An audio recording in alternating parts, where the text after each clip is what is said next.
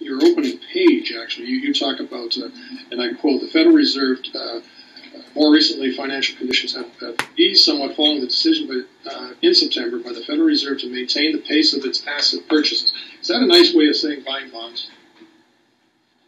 Yes. So they're buying their own bonds. That's right. So if, in regards to what Mr. Caron is saying, as a matter of fact, the United States is pumping, correct me if I'm wrong, $85 billion into the economy every month, and they're printing that money. They're getting that money from bonds that they're buying, in essence. So it is printed money. And I just want to make this point because you touched on the significance of our debt and getting that debt under control. There are governments, especially in the G7 and G8, that have engaged in a practice of exactly what the United States is doing, printing money. Whereas in the case of Canada, we have targeted 2015 to be the time that our budget is proper or is going to be met. I guess I want to ask you, and I think I know the answer, but I really want to hear you say this, how much more significant that is and how much more important, and is there a danger in what's happening in the States and some of these other places, but especially the United States, where when you start printing money, that you're going to be in the same position that the Weimar Republic was in 1920, where they'll lose confidence in that money. So I wonder if you could just clarify that and maybe just tell those that are listening as well the importance of balancing that budget for Canada.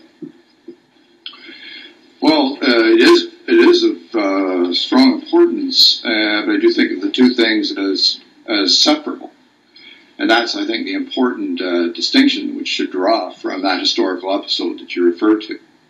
So in the historical episode you referred to, the central bank was actually issuing money so that the government could spend it. If instead there is a stock of debt in the economy already, people have willingly purchased that debt. And now the central bank goes out and buys some of that debt at a higher price so that the interest rate is lower. What that does is it puts additional liquidity into the system, causes people to reevaluate what the interest rates will be for investment or what have you over the course of the next couple of years, and perhaps influences their decision-making and strengthens the economy. At a minimum, what it does is it gives them assurance that the liquidity they need, they don't have to be concerned about the kind of market volatility that can deter investment. So they get extra certainty from it. So as a consequence, what you do is you're not having a massive impact on the real side, but on the margin. What the literature is showing us is that U.S. program has influenced the economy and made it a little stronger than otherwise would. And so that's a good thing. Later on, of course, it has to get wound down, just like every other such program.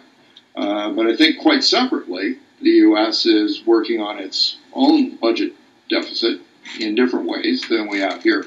But that's a separate issue to the bond purchase program that the Fed is engaged in.